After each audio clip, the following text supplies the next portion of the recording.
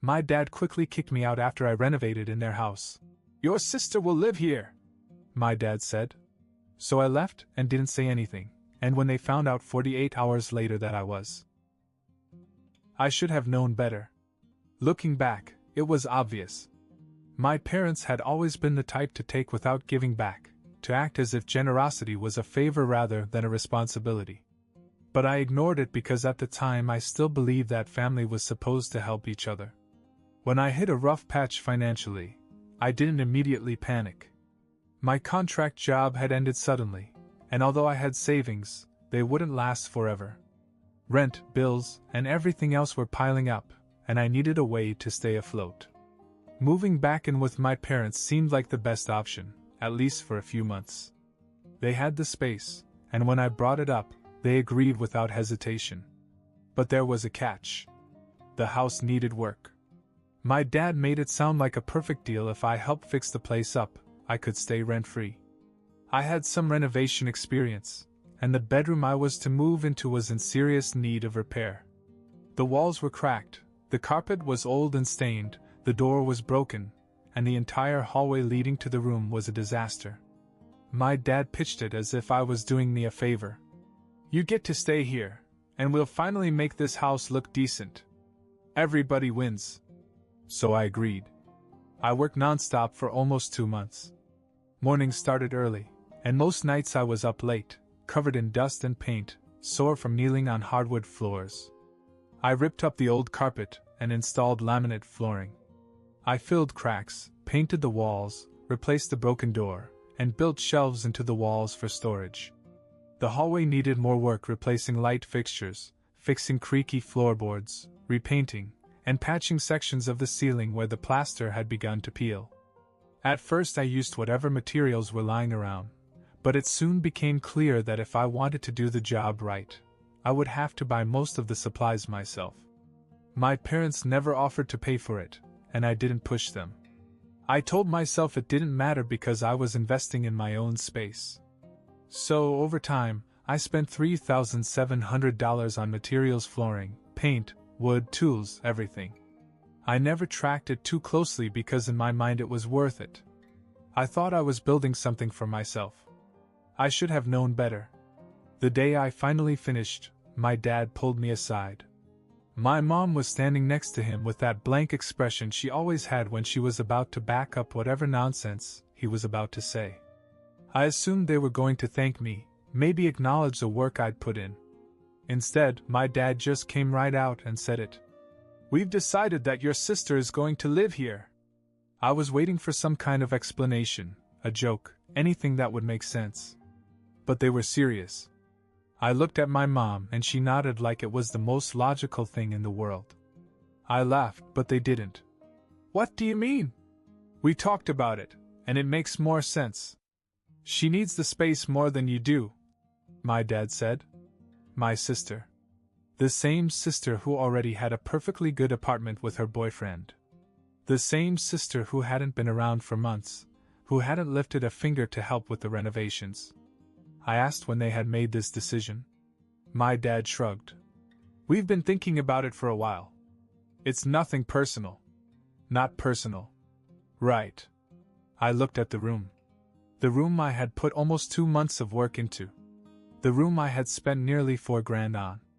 The thought of fighting them crossed my mind, telling them they were being selfish, demanding they at least pay me back for the materials. But I knew them. Arguing would be pointless. They had already made up their minds. So I didn't say a word. I just turned around and started packing what little I had. I had slept in the living room during the renovation, expecting to move into the finished room when it was finished. But now I wasn't welcome. I could tell they expected me to fight. Maybe they wanted me to. Maybe they thought I'd beg them to reconsider. But I wasn't going to give them that satisfaction.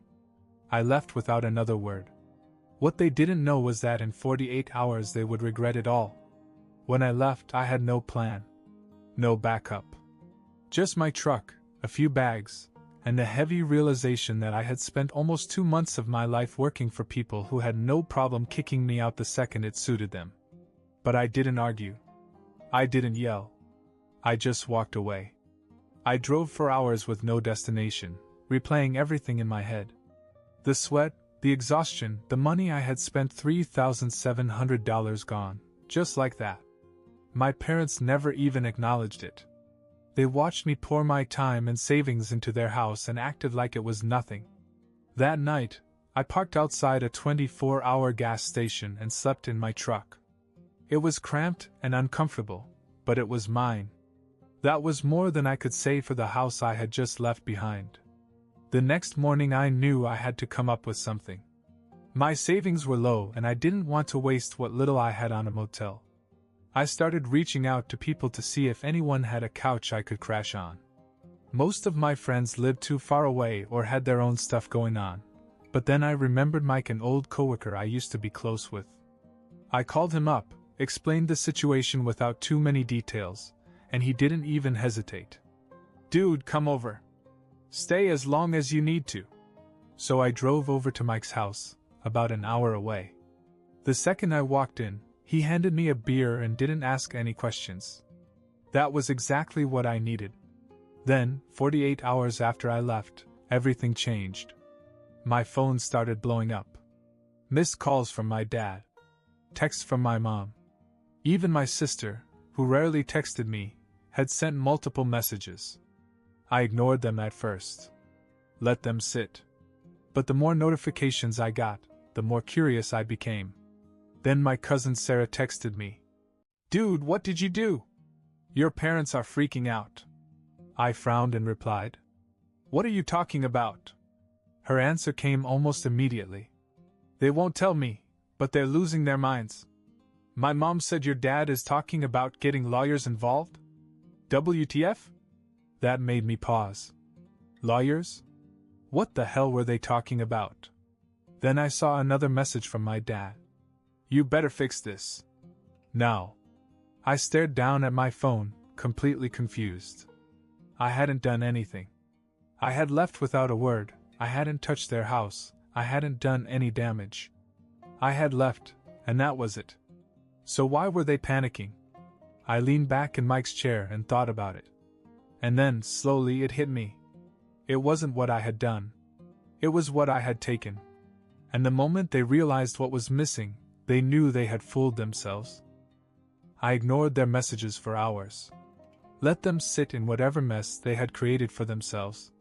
But the texts kept coming, and soon my sister started calling too. That was unusual. She barely ever reached out, even when things were normal. I let it go to voicemail, but curiosity got the better of me. I wanted to know exactly what was going on.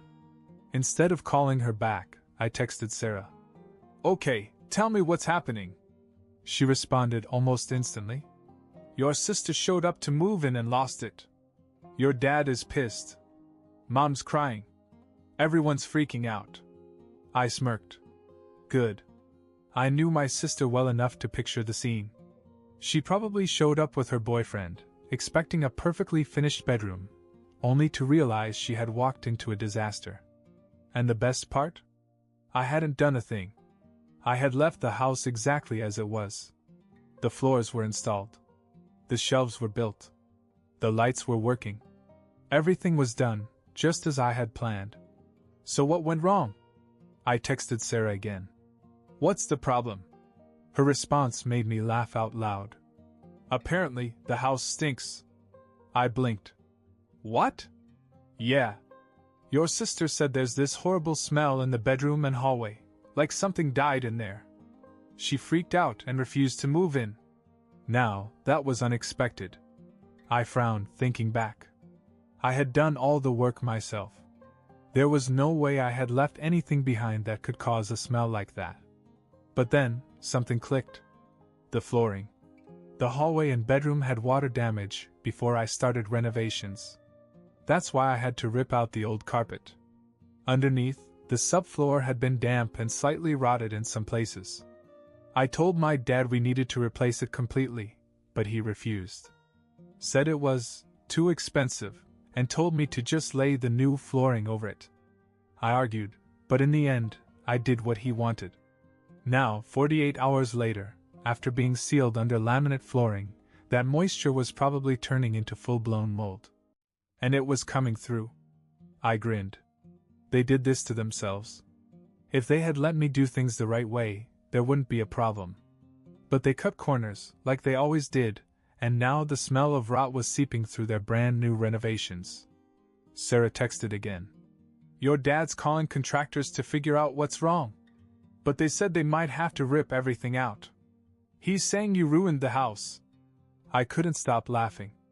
The man who kicked me out after using me for free labor, the man who let me pour $3,700 of my own money into his house and then turned around and gave the room to my sister, was now facing thousands of dollars in repairs. And the best part? I didn't owe him a single cent. I sat back, sipping my beer, feeling lighter than I had in weeks. For once, I didn't have to do anything to get even. They had screwed themselves over completely. By the next morning, the texts from my mom had taken a dramatic turn. Gone was the usual guilt-tripping and passive-aggressive nonsense. Now she was begging. Jonathan, please. We really need your help. We didn't realize how bad the damage was. Your dad is overwhelmed.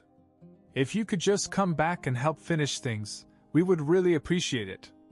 I wasn't stupid. I knew exactly what was happening.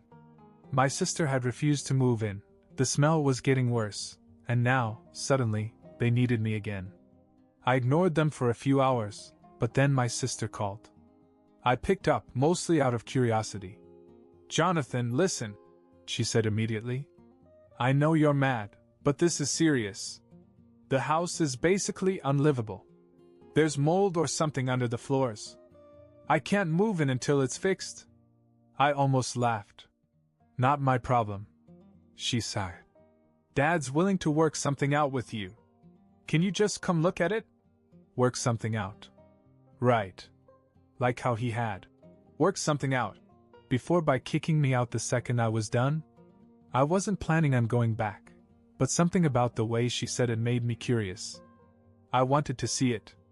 To stand there and watch them struggle with the mess they had made. So I told her, fine. I'll come by. But I'm not promising anything. A couple of hours later, I pulled into the driveway. My dad was already outside, pacing back and forth with his hands on his hips. The second he saw me, he waved me over like nothing had ever happened. Jonathan, good to see you, he said, forcing a smile. Come take a look. I stepped inside, and immediately I smelled it. It was even worse than I imagined. A thick, musty stench filled the hallway, like rotting wood mixed with mildew. The air felt heavy, damp. My sister stood in the doorway to the bedroom, arms crossed, looking miserable. I can't live here, she muttered. It smells disgusting. I stepped farther in, pretending to examine the flooring. I didn't need to, though. I already knew exactly what was wrong. The moisture trapped under the new floors had turned into a full-blown mold infestation. To fix it, they'd have to rip everything out. The flooring I installed? Gone. The hallway repairs? Gone. The shelves? Useless. It wasn't just a small fix anymore. It was a full-scale renovation all over again. My dad cleared his throat. So, here's what we're thinking, he started. You come back, help us tear this up, redo it properly, and this time. He smiled, as if this was some kind of generous offer. We won't kick you out. You can stay as long as you need. I actually laughed. A real, full-bodied laugh. This man, who had used me for free labor, kicked me out without a second thought, let me waste my own money fixing up his house, was now standing here, acting like he was doing me a favor by letting me stay in the home I literally rebuilt. I shook my head. No. His smile faltered. What? No, I repeated. I'm not fixing this. His face turned red. Jonathan, be reasonable. This is your family. We all need to support each other. I just smirked. That's funny. You didn't feel that way 2 days ago. My sister looked away, my mom shifted uncomfortably, but my dad, he was still trying to keep control. We made a mistake. We should have handled things differently. But what's done is done, Are you really going to let your family struggle when you can help? Yes, I said simply. I turned around and walked straight out the door. No yelling. No arguing. No drawn-out fight. Just no. And damn, it felt good. I walked out of that house with a grin on my face, got in my truck, and drove off without looking back. I expected that to be the end of it. I had made my decision, and there was nothing left to say. But my family? They weren't done. I had barely been back at Mike's place for an hour when my phone started blowing up again. I ignored the first few calls, but then Mike, who had been scrolling on his phone, suddenly laughed. "Dude," he said, holding up his screen. "Your mom just posted on Facebook." I frowned. "What?" He turned the screen toward me, and there it was.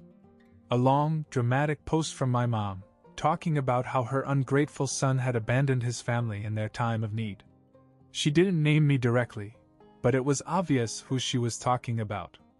She wrote about how they took him in when he had nowhere else to go, and gave him food and shelter, only for him to turn his back on his own family when they needed him the most.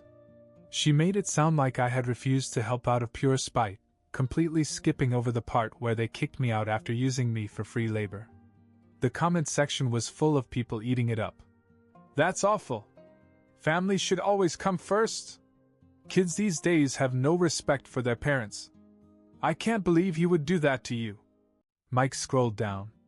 "Oh, here's the best one. Your aunt's saying, 'Don't worry, sis, I'll have a talk with him.'" I sighed.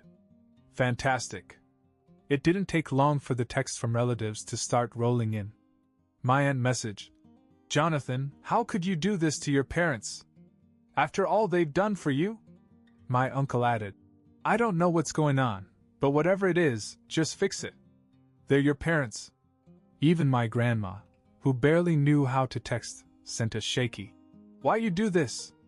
I was about to put my phone on silent when Sarah called. I picked up. "Let me guess you saw the post?" She sighed. "Yeah. And it's worse than you think." "How so?" "They're telling people you stole from them." I almost dropped my phone. "What?" "They're saying you left in the middle of renovations and took important materials with you.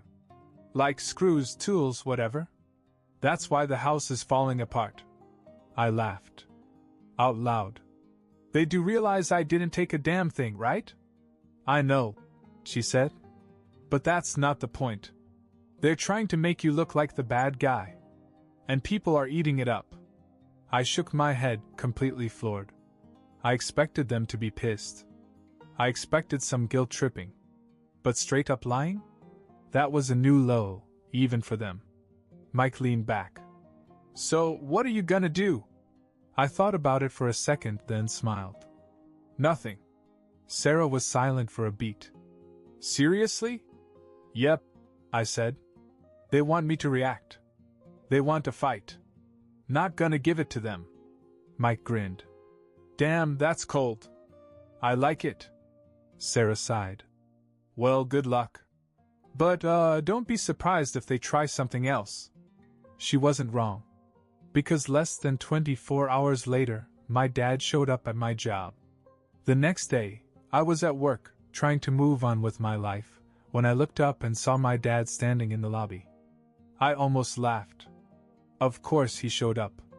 I worked at a warehouse, managing inventory. It wasn't a fancy job, but it paid the bills, and most importantly, it was mine. A place where they had no control over me. I sighed and walked over. "What are you doing here?" My dad crossed his arms. "We need to talk." I could already see it in his face. He wasn't here to apologize. He was here to lecture me, to pressure me, to act like he still had some kind of authority over me. I didn't even let him start. "Save it," I said. "I'm not coming back.